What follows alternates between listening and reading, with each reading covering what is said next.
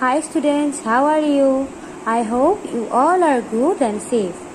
In previous class, we have discussed the chapter Match and Logo. Today, we will discuss the last portion of this chapter. So, student, please open your textbook in page number 84. So, now start the first point, product command. Multiply using the product command. Type PR product 452. It will multiply the two number and print the result, that is 90, by turning the turtle right by 90 units.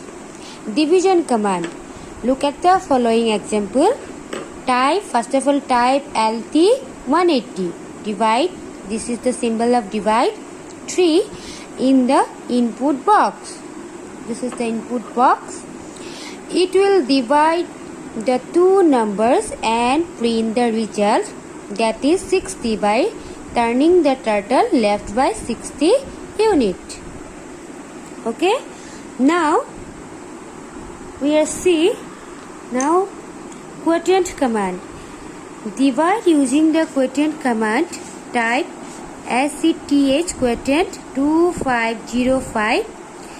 It will divide the two number and print the result, that is 50, by turning the turtle clockwise by 50 units. Okay. Now we have discussed this point. Let us revise.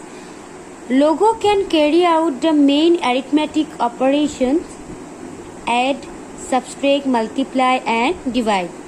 The print or PR command allows us to write text and number in the input box to print the result in the command recall box. Level command is used to write on the drawing area in the direction of turtle. The sum function, SUM, the function adds two or more numbers. The difference function subtracts a number from another. The product function multiplies two or more numbers. The quotient function is used to find the result of division of two numbers. So students, today this chapter is complete and I send this chapter questions and answers through PDF in Google Classroom. Now we are discussing a new chapter and the name is Introduction to MS Word 13. I think you all are excited to learn a new lesson. So now you all of you take out your pencil and eraser to mark the important point. Okay?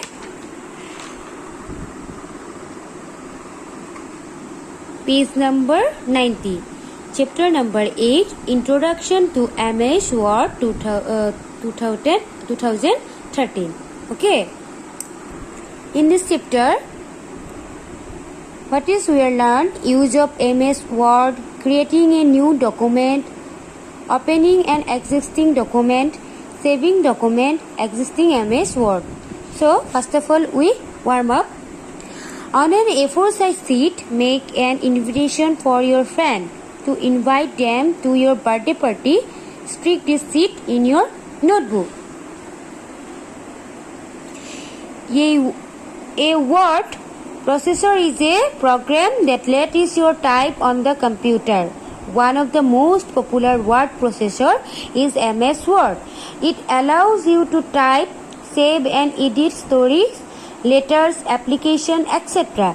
In MS Word, you can make change to a document without retyping the entire document. It offers various tools and functions using which user can to do much more than creating and editing documents. MS Word and its use. Number 1, you can create invitation card, educational layouts, poster, etc. using the templates provided by MS Word or create your own. It helps you to check your spellings and grammar in the text you have type. Okay, MS Word also help to spellings and grammar. Okay.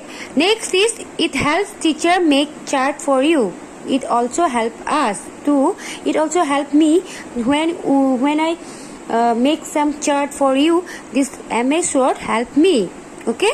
You can make tables, insert picture, flowchart, etc. You can print your document and take them anywhere. Okay. Next, the word interface. When you open Word for the first time, the start screen will appear from here. You will be able to create a new document. Choose a template and access your recently edited document. Okay. From the start screen, locate and select blank document. The ribbon.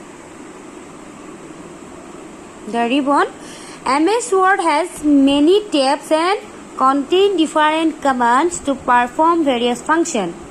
These tabs are given in the ribbon, which lies under the title bar. In title bar, each tab contains several groups of related commands. For example, the front group in the Home tab contains command for formatting text in your document. In this front group, okay, this is the front group. Some groups also have small arrows in the bottom right corner that you can click for even more options. Some group are small. When we click in bottom right corner, then we can find more options. Okay.